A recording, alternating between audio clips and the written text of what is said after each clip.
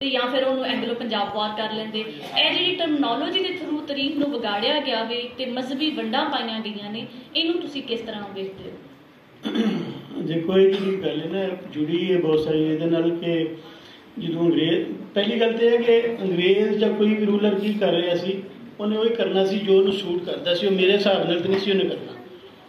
ਹੁਣ ਜਿਸ ਵੇਲੇ ਅੰਗਰੇਜ਼ ਇੱਥੇ ਆਇਆ ਤਾਂ ਉਹਨੇ ਸਟੱਡੀ ਕੀਤਾ ਹੋਏਗਾ, ਪਹਿਲਾਂ ਮਿਸ਼ਨਰੀਜ਼ ਭੇਜੇ ਔਰ ਬਹੁਤ ਕੁਝ ਇੱਥੇ ਉਹਨਾਂ ਨੇ ਆਪਣੀ ਰਿਸਰਚ ਕੀਤੀ, ਜਿਹੜੀ ਅੱਜ ਸਾਨੂੰ ਬਹੁਤ ਕੁਝ ਮਿਲਦਾ ਵੀ ਹੈ ਮਟੀਰੀਅਲ ਕਿ ਉਹਨਾਂ ਕਿਵੇਂ ਸਾਡੀ ਸੁਸਾਇਟੀ ਨੂੰ ਵੀ, ਜਿਹੜੇ ਈਸਟ ਇੰਡੀਆ ਕੰਪਨੀ ਆਉਂਦੀ ਸੀ ਅਤੇ ਉਹਦੇ 'ਚ ਹਰ ਜਿਹੜਾ ਉਹਨਾਂ ਦਾ ਛੋਟੇ ਤੋਂ ਛੋਟਾ ਵੀ ਗਰੁੱਪ ਹੁੰਦਾ ਸੀ, ਉਹਦੇ 'ਚ ਨਾ 4 ਲੋਕ ਹੁੰਦੇ ਸਨ। ਇੱਕ ਨੂੰ ਉਹ ਮੈਨੇਜਰ ਕਹਿੰਦੇ ਸਨ, ਇੱਕ ਨੂੰ ਫੈਕਟਰ, ਇੱਕ ਨੂੰ ਸਮਾਲ ਮਰਚੈਂਟ, ਇੱਕ ਨੂੰ ਬਿਗ ਮਰਚੈਂਟ, ਇਸ ਤਰ੍ਹਾਂ ਦਾ ਉਹਨਾਂ ਦਾ ਨਾ ਲਫ਼ਜ਼ ਹੁੰਦਾ ਸੀ। ਜਿਹੜਾ ਫੈਕਟਰ ਸੀ ਨਾ, ਮਤਲਬ ਬਿਜ਼ਨਸ ਵੀ ਕਰ ਰਹੇ ਸਨ ਐਟ ਏ ਟਾਈਮ ਔਰ ਐਟ ਏ ਟਾਈਮ ਸਟੱਡੀ ਕਰ ਰਹੇ ਸਨ, ਸਾਨੂੰ ਨਾ ਵੇਖ ਰਹੇ ਸਨ ਕਿ ਕੱਲ੍ਹ ਨੂੰ ਜਦੋਂ ਅਸੀਂ ਰੂਲ ਕਰਨਾ ਅਤੇ ਇਹਨਾਂ ਲੋਕਾਂ ਦੇ ਉੱਤੇ ਅਸੀਂ ਕਿਸ ਹਿਸਾਬ ਦੇ ਨਾਲ ਅਸੀਂ ਉਹ ਕਰਾਂਗੇ ਰੂਲ। ਉਹਦੇ ਵਿੱਚ ਉਹਨਾਂ ਨੇ ਸਭ ਤੋਂ ਪਹਿਲਾਂ ਇੱਥੇ ਸੈਂਸਸ ਕਰਵਾਇਆ 1880 ਜਾਂ ਇਸ ਤਰ੍ਹਾਂ ਦੀ ਕਿਸੇ ਡੇਟ ਦੇ ਵਿੱਚ, ਅਤੇ ਪਹਿਲੀ ਵਾਰੀ ਲੋਕਾਂ ਨੂੰ ਪਤਾ ਲੱਗਾ ਜੀ ਅਸੀਂ ਇੰਨੇ ਕਰੋੜ ਹਿੰਦੂ ਹਾਂ, ਇੰਨੇ ਕਰੋੜ ਅਸੀਂ ਮੁਸਲਮਾਨ ਹਾਂ, ਇੰਨੇ ਕਰੋੜ ਅਸੀਂ ਸਿੱਖ ਹਾਂ।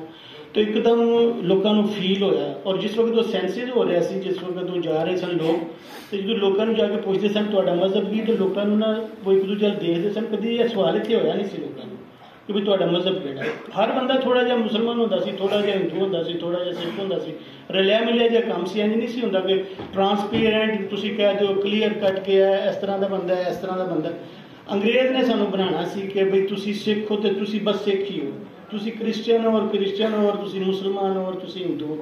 ਉਸ ਬੇਸ ਦੇ ਉੱਤੇ ਫਿਰ ਉਹਨਾਂ ਐਜੂਕੇਸ਼ਨ ਕਾਨਫਰੰਸਾਂ ਕਰਵਾਈਆਂ ਔਰ ਉਸ ਬੇਸ ਦੇ ਉੱਤੇ ਉਹਨਾਂ ਜਾ ਕੇ ਸਾਡਾ ਐਜੂਕੇਸ਼ਨ ਸਿਸਟਮ ਬਣਾਇਆ। ਜਦੋਂ ਐਜੂਕੇਸ਼ਨ ਸਿਸਟਮ ਸਾਡਾ ਬਣਾ ਰਹੇ ਸਨ ਅਤੇ ਉਹਦੇ ਵਿੱਚ ਜਿਹੜਾ ਉਹਨਾਂ ਸਿੱਖਾਂ ਵਾਸਤੇ ਬਣਾਇਆ, ਜਿਹੜਾ ਗੁਰਮੁਖੀ ਵਿੱਚ ਉਹਨਾਂ ਨੇ ਬਣਾਇਆ, ਉਹ ਸਿੱਖਾਂ ਦੇ ਧਰਮ ਦੇ ਮੁਤਾਬਕ ਬਣਾਇਆ। ਉਹਨੂੰ ਉਹਨਾਂ ਨੇ ਪੰਜਾਬ ਦੇ ਹਵਾਲੇ ਨਾਲ ਜਾਂ ਇੱਥੋਂ ਦੀ ਧਰਤੀ ਦੇ ਹਵਾਲੇ ਨਾਲ ਸਿਲੇਬਸ ਨੂੰ ਨਹੀਂ ਬਣਾਇਆ। ਇਸੇ ਤਰ੍ਹਾਂ ਜਦੋਂ ਹਿੰਦੂਆਂ ਦਾ ਸਿਲੇਬਸ ਬਣਾਇਆ ਅਤੇ ਉਹ ਹਿੰਦੂਆਂ ਦੇ ਧਰਮ ਦੇ ਮੁਤਾਬਕ। ਇਸੇ ਤਰ੍ਹਾਂ ਜਿਹੜਾ ਮੁਸਲਮਾਨਾਂ ਵਾਸਤੇ ਬਣਾਇਆ, ਇਹ ਮੈਂ ਗੱਲ ਕਰ ਰਿਹਾ ਜਿਹੜਾ ਓਰੀਐਂਟਲ ਕਾਲਜ ਜਿਹੜਾ ਸਭ ਤੋਂ ਪਹਿਲਾਂ ਬਣਿਆ ਸੀ, ਉਹਦਾ ਸਿਲੇਬਸ ਤੁਸੀਂ ਅੱਜ ਵੀ ਵੇਖ ਸਕਦੇ ਹੋ। ਅਤੇ ਉਹਦੇ ਵਿੱਚ ਹੁਣ ਜਿਹੜਾ ਗਿਆਨੀ ਹੈ ਉਹ ਸਿੱਖ ਹੀ ਹੋਏਗਾ। ਜਿਹੜਾ ਸਿੱਖਾਂ ਦਾ ਸਿਲੇਬਸ ਬਣਾਇਆ ਉਹ ਪੜ੍ਹ ਕੇ ਉਹਨੇ ਗਿਆਨੀ ਬਣਨਾ। ਜਿਹੜਾ ਮੁਸਲਮਾਨਾਂ ਦਾ ਸਿਲੇਬਸ ਉਹਨੇ ਪੜ੍ਹ ਕੇ ਉਹਦਾ ਮੌਲਵੀ ਬਣਨਾ, ਔਰ ਜਿਹੜਾ ਇਸੇ ਤਰ੍ਹਾਂ ਜਿਹੜਾ ਹਿੰਦੂਆਂ ਦਾ ਉਹਦਾ ਪੰਡਤ ਬਣਨਾ। ਅਤੇ ਜਿਸ ਵੇਲੇ ਉਹ ਬਣਾ ਰਹੇ ਸਨ ਉਸ ਵੇਲੇ ਅਸੀਂ ਪੰਜਾਬੀ ਨਹੀਂ ਬੋਲੇ, ਅਸੀਂ ਪੰਜਾਬੀ ਉਸ ਵੇਲੇ ਨਹੀਂ ਬੋਲੇ ਵੀ ਤੁਸੀਂ ਇਹ ਕੀ ਕਰਨ ਜਾ ਰਹੇ ਹੋ, ਤੁਸੀਂ ਸਾਨੂੰ ਅੱਜ ਹੀ। ਅਤੇ ਫਿਰ ਉਹਨਾਂ ਨੇ ਉਸੇ ਹਿਸਾਬ ਨਾਲ ਪੋਲੀਟੀਕਲ ਪਾਰਟੀਜ਼ ਬਣੀਆਂ ਔਰ ਉਹਨਾਂ ਪੋਲੀਟੀਕਲ ਪਾਰਟੀਜ਼ ਬਣਨ ਦੇ ਨਤੀਜੇ ਦੇ ਵਿੱਚ ਇਹੀ ਹੋਣਾ ਸੀ। ਜਿਸ ਤਰ੍ਹਾਂ ਪੰਜਾਬ ਵੰਡਿਆ ਗਿਆ, ਉਹਦੇ 'ਚ ਅਸੀਂ ਰੋਣਾ ਧੋਣਾ ਤਾਂ ਬਹੁਤ ਕਰਨੇ ਹਾਂ, ਲੇਕਿਨ ਅਸੀਂ ਇਹ ਭੁੱਲ ਜਾਂਦੇ ਹਾਂ ਕਿ ਪੰਜਾਬ ਦੀ ਵੰਡ ਸਿਰਫ ਅੰਗਰੇਜ਼ਾਂ 'ਤੇ ਨਹੀਂ ਪਾਈ ਜਾ ਸਕਦੀ। ਬਕਾਇਦਾ ਪੰਜਾਬ ਅਸੈਂਬਲੀ ਦੀਆਂ ਮੀਟਿੰਗਾਂ ਹੋਈਆਂ, ਅਸੀਂ ਖੁਦ ਤੈਅ ਕੀਤਾ ਕਿ ਅਸੀਂ ਵੱਖਰਾ ਹੋਣਾ। ਬਕਾਇਦਾ ਪੰਜਾਬ ਅਸੈਂਬਲੀ ਦਾ ਇਜਲਾਸ ਹੋਇਆ, ਪੰਜਾਬ ਅਸੈਂਬਲੀ ਦੇ ਇਜਲਾਸ ਨੇ ਪਾਸ ਕੀਤਾ ਕਿ ਪੰਜਾਬ ਦੀ ਵੰਡ ਹੋਏਗੀ। ਸਿਰਫ ਹੁਣ ਅੰਗਰੇਜ਼ਾਂ 'ਤੇ। ਅੱਛਾ, ਹੁਣ ਵੰਡ ਕਰਨ ਵਾਲੇ ਕੌਣ ਸਨ? ਅਸੀਂ ਉਹਨਾਂ ਨੂੰ ਕਦੀ ਪੁਆਇੰਟ ਆਊਟ ਵੀ ਨਹੀਂ ਕੀਤਾ ਬਈ ਇਹ ਫੈਮਲੀਆਂ ਸਨ ਜਿਨ੍ਹਾਂ ਨੇ ਬਕਾਇਦਾ ਉਸ ਵੇਲੇ ਇਹ ਮੁਸਲਮਾਨ ਪੀਰ ਜਗੀਰਦਾਰ, ਇਹ ਸਿੱਖ ਜਿਹੜੇ ਸਰਦਾਰ ਸਨ, ਇਹ ਹਿੰਦੂ ਜਿਹੜੇ ਸਨ, ਉਹਨਾਂ ਸਾਰਿਆਂ ਰਲ ਕੇ ਇਹ ਫੈਸਲਾ ਕੀਤਾ ਬਈ ਪੰਜਾਬ ਦੇ 2 ਟੋਟੇ ਹੋਣਗੇ। ਹੁਣ ਅਸੀਂ ਹਰ ਵੇਲੇ ਕਹਿੰਦੇ ਰਹਿੰਦੇ ਅੰਗਰੇਜ਼ਾਂ ਦੇ ਉੱਤੇ, ਅਸੀਂ ਕਦੀ ਪੁਆਇੰਟ ਆਊਟ ਨਹੀਂ ਕਰਦੇ ਬਈ ਇਹ ਫੈਮਲੀਆਂ ਸਨ ਜਿਨ੍ਹਾਂ ਨੇ ਇਹਨਾਂ ਨੂੰ। ਸਿਰਫ ਇਹ ਹੀ ਨਹੀਂ ਕਿ ਮਤਲਬ ਜਿਸ ਵਕਤ ਵਾਕਿਆ ਹੁੰਦਾ ਹੈ ਜਲਿਆਂਵਾਲਾ ਬਾਗ ਦਾ, ਹੁਣ ਜਲਿਆਂਵਾਲਾ ਬਾਗ ਦੇ ਵਿੱਚ ਮਤਲਬ ਐਡਾ ਵੱਡਾ ਇੱਕ ਜ਼ੁਲਮ ਹੁੰਦਾ ਕਿ ਚਲੋ ਅਗਰ ਸਰਕਾਰੀ ਵੀ ਅਸੀਂ ਉਹ ਲਈਏ ਰਿਕਾਰਡ ਦੇ ਮੁਤਾਬਕ ਤੇ 400 ਲੋਕ ਬੇਗੁਨਾਹ ਮਾਰੇ ਗਏ। ਮਤਲਬ ਉਹ ਵਿਸਾਖੀ ਦਾ ਤਿਉਹਾਰ ਮਨਾਉਣ ਵਾਸਤੇ ਲੋਕ ਇਕੱਠੇ ਹੋਏ ਜਲਿਆਂਵਾਲੇ ਬਾਗ ਦੇ ਵਿੱਚ। ਅੰਗਰੇਜ਼ ਨੇ ਉਹਨੂੰ ਕੀ ਸਮਝਿਆ ਕਿ ਉਹਦੇ ਉੱਤੇ ਗੋਲੀ ਚਲਾ ਦਿੱਤੀ। ਹੁਣ ਉਹੀ ਡਾਇਰ ਜਿਹੜਾ ਗੋਲੀ ਚਲਾ ਰਿਹਾ ਔਰ ਉਹ ਫਰਾਂਸਿਸ ਓ ਡਵਾਇਰ ਜਿਹੜਾ ਉਸ ਵਕਤ ਲੈਫਟੀਨੈਂਟ ਗਵਰਨਰ ਹੈ, ਪੂਰੇ ਯੂਰਪ ਦੇ ਵਿੱਚ ਜਿੱਥੇ ਜਿੱਥੇ ਉਹ ਖਬਰ ਗਈ ਬਹੁਤ ਨਿੰਦਿਆ ਹੋਈ ਇਸ ਗੱਲ ਦੀ ਕਿ ਬੇਗੁਨਾਹ ਲੋਕ ਆਪਣਾ ਇੱਕ ਮੇਲਾ ਇੱਕ ਤਿਉਹਾਰ ਮਨਾ ਰਹੇ ਨੇ ਔਰ ਉਹਨਾਂ ਨੂੰ ਜਾ ਕੇ ਤੁਸੀਂ ਕਤਲ ਕਰ ਦਿੱਤਾ। ਹੁਣ ਮੁਸਲਮਾਨ ਪੀਰ ਜਿਹੜੇ ਜਗੀਰਦਾਰ ਸਨ ਇਸ ਪਾਸੇ ਦੇ, ਬਕਾਇਦਾ ਅੱਜ ਵੀ ਆਰਕਾਈਵ ਵਿੱਚ ਉਹਨੂੰ ਹੁਣ ਗਾਇਬ ਕਰ ਦਿੱਤਾ ਗਿਆ। ਵੈਸੇ ਬਕਾਇਦਾ ਇੱਕ ਉਹਨਾਂ ਨੇ ਕਸੀਦਾ ਲਿਖਿਆ ਮੁਸਲਮਾਨ ਪੀਰਾਂ ਨੇ ਜਗੀਰਦਾਰਾਂ ਨੇ ਕਿ ਤੁਸੀਂ ਤਾਂ ਕੋਈ ਜ਼ਿਆਦਤੀ ਨਹੀਂ ਕੀਤੀ। ਬਕਾਇਦਾ ਹਾਂ, ਮਤਲਬ ਦੁਆਨਾਮਾ ਬਤੌਰੇ ਐਡਰੈਸ ਉਹਦਾ ਨਾਂ ਹੈ, ਹੁਣ ਉਹਨੂੰ ਗਾਇਬ ਕਰ ਦਿੱਤਾ ਗਿਆ। ਪਹਿਲਾਂ ਫਰੇਮ ਦੀ ਸ਼ਕਲ ਦੇ ਵਿੱਚ ਉਹ ਲੱਗਾ ਸੀ ਬਕਾਇਦਾ। ਉਹਨਾਂ ਸਾਰਿਆਂ ਦੇ ਥੱਲੇ ਸਾਈਨ ਵੀ ਹਨ ਜਿਹੜੇ ਅੱਜ ਵੀ ਸਾਡੇ 'ਤੇ ਰੂਲ ਕਰ ਰਹੇ ਨੇ। ਉਹਨਾਂ ਦੀਆਂ ਫੈਮਲੀਆਂ ਹੀ ਅੱਜ ਵੀ ਸਾਡੇ ਉੱਤੇ ਰੂਲ ਕਰ ਰਹੀਆਂ ਨੇ। ਇਸੇ ਤਰ੍ਹਾਂ ਉਹ ਫਿਰ ਸਰੋਪਾ ਦਿੱਤਾ ਜਾਂਦਾ, ਉਹ ਅਕਾਲ ਤਖਤ ਜਾਂਦਾ ਹੈ ਔਰ ਉੱਥੇ ਸਰਦਾਰ ਸੁੰਦਰ ਸਿੰਘ ਮਜੀਠੀਆ ਉਹਨੂੰ ਉਹ ਪਾ ਰਿਹਾ ਹੁੰਦਾ। ਹੁਣ ਵੇਖੋ ਉਹ ਜਿਹੜੀ ਸਾਰਾ ਕੁਝ ਹੋ ਰਿਹਾ ਹੈ, ਉਹ ਜਿਹੜੀ ਤੁਹਾਡੀ ਰੂਲਿੰਗ ਅਲੀਟ ਹੈ ਜਾਂ ਹਾਕਮ ਟਾਬਰੀ ਉਹ ਜੋ ਕੁਝ ਕਰ ਰਹੀ ਹੈ, ਉਹਨੇ ਤੇ ਆਪਣੇ ਹਿਸਾਬ ਨਾਲ ਹੀ ਤਾਰੀਖ ਨੂੰ ਵੇਖਣਾ ਸੀ। ਲੇਕਿਨ ਜਿਹੜੀ ਅਸੀਂ ਆਵਾਮ ਦੀ ਗੱਲ ਕਰਦੇ ਹਾਂ, ਆਵਾਮ ਦਰਬਾਰ ਤੋਂ ਜਿਹੜੀ ਹਟ ਕੇ ਹੁੰਦੀ ਉਹਦਾ ਕੋਈ ਲਾਲਚ ਨਹੀਂ ਹੁੰਦਾ। ਤੁਸੀਂ ਉਸ ਅੰਗਰੇਜ਼ਾਂ ਨੂੰ ਪਤਾ ਨਹੀਂ ਕੀ ਕਹਿ ਰਹੇ ਹੁੰਦੇ ਹੋ, ਔਰ ਉਹਨਾਂ ਦੇ ਕਿਸ ਤਰ੍ਹਾਂ ਪੈਰਾਂ ਦੇ ਵਿੱਚ ਪੈ ਰਹੇ ਹੁੰਦੇ ਹੋ, ਪਰ ਜਿਹੜਾ ਬਾਹਰ ਬੈਠਾ ਹੁੰਦਾ ਇਹ ਮੇਰੀ ਮੁੰਦਰੀ ਅਟੜੇ ਪਟੜੇ ਵੱਡੇ ਸਾਹਿਬ ਦੇ ਮਰ ਗਏ ਬਚੜੇ ਮੇਹ ਮੁਕਾਣੀ ਆਈ ਆ, ਮੇਰੀ ਮੁੰਦਰੀ ਤੇ ਜਮ ਆਈ ਆ।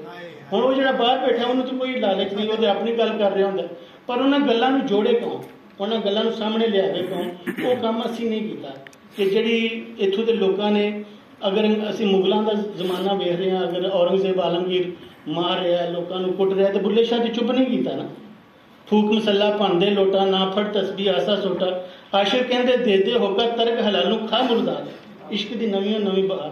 ਤੇ ਉਹ ਸੂਫੀ ਨਹੀਂ ਚੁੱਪ ਰਿਹਾ, ਲੋਕ ਨਹੀਂ ਚੁੱਪ ਰਹੇ, ਪਰ ਅਸੀਂ ਆਪਣੀਆਂ ਉਹ ਗੱਲਾਂ ਜੋੜੀਆਂ ਹੀ ਨਹੀਂ। ਅਸੀਂ ਉਸ ਨੈਰੇਟਿਵ ਦਾ ਕਦੀ ਮੁਕਾਬਲਾ ਹੀ ਨਹੀਂ ਕੀਤਾ ਜਿਹੜੇ ਹਾਕਮਾਂ ਨੇ, ਅੰਗਰੇਜ਼ ਹੋਣ ਜਾਂ ਕੋਈ ਵੀ ਹੋਣ, ਉਹਨਾਂ ਨੇ ਜਿਹੜਾ ਦਿੱਤਾ ਅਸੀਂ ਉਹਨੂੰ ਅਸੀਂ ਮੰਨ ਕੇ ਤੇ ਬੈਠ ਗਏ।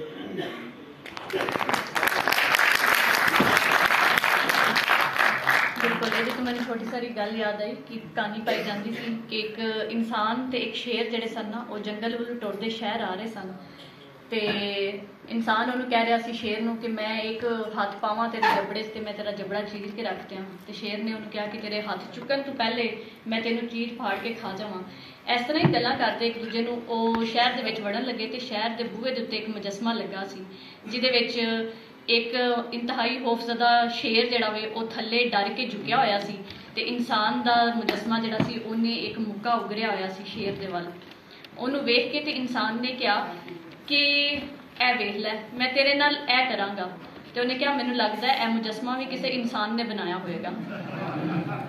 ਤਾਰੀਫ ਜਦੋਂ ਤੱਕ ਲੋਕ ਸ਼ੇਰ ਦੀ ਤਾਰੀਫ ਜਦੋਂ ਤੱਕ ਸ਼ੇਰ ਆਪ ਹੀ ਲਿਖਣਾ ਨਹੀਂ ਸ਼ੁਰੂ ਕਰੇਗਾ, ਪੰਜਾਬ ਦੀ ਤਾਰੀਖ ਜਦੋਂ ਤੱਕ ਇੱਥੇ ਦੇ ਲੋਕ, ਇੱਥੇ ਇਸ ਪੁਆਇੰਟ ਦੇ ਲੋਕ ਆਪ ਹੀ ਲਿਖਣਾ ਨਹੀਂ ਸ਼ੁਰੂ ਕਰਨ ਦੇ, ਉਦੋਂ ਤੱਕ ਇਹ ਸਾਨੂੰ ਬਾਹਰ ਦੀ ਲਿਖੀ ਹੋਈ ਤਾਰੀਖ ਦੇ ਥਰੂ ਪੰਜਾਬ ਇਸੇ ਤਰ੍ਹਾਂ ਵਹਾਇਆ ਜਾਏਗਾ ਜਿਸ ਤਰ੍ਹਾਂ ਵਹਾਇਆ ਜਾ ਰਿਹਾ ਹੈ, ਜਿਹਦੇ ਵਿੱਚ ਮਜ਼ਹਬੀ ਵੰਡਾਂ ਵੀ ਨੇ, ਜਿਹਦੇ ਵਿੱਚ ਸਾਰੇ ਜ਼ਾਤਾਂ ਪਾਤਾਂ ਵਿੱਚ ਵੰਡੇ ਹੋਏ ਨੇ, ਜਿਹਦੇ ਵਿੱਚ ਮੁਸਲਮਾਨ ਸਿੱਖ ਹਿੰਦੂ ਦੀ ਤਫਰੀਕ ਹੈ, ਤੇ ਜਿਹਦੇ ਵਿੱਚ ਸਾਡੀ ਤਾਰੀਖ ਨੂੰ ਸਾਡੀ ਜ਼ੁਬਾਨ ਨੂੰ ਸਾਡੀ ਤਾਰੀਖ ਦੇ ਵਿੱਚੋਂ ਖਤਮ ਕਰ ਦਿੱਤਾ ਗਿਆ ਵੇ।